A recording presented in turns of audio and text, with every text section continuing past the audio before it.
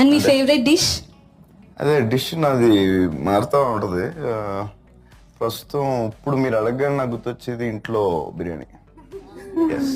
Chicken marinate చేసుకోవడానికి 1/2 kg చికెన్లో కొద్దిగా నిమ్మకాయ రసం, అలాగే కారం, ఉప్పు, బిర్యానీ మసాలా, గరం మసాలా, ధనియాల పొడి, అల్లం వెల్లుల్లి పేస్ట్, అలాగే కొద్దిగా నెయ్యి వేసుకొని బాగా కలుపుకొని ఒక 1/2 అవర్ టు 1 అవర్ మ్యారినేట్ చేసుకొని పెట్టుకోవాలి.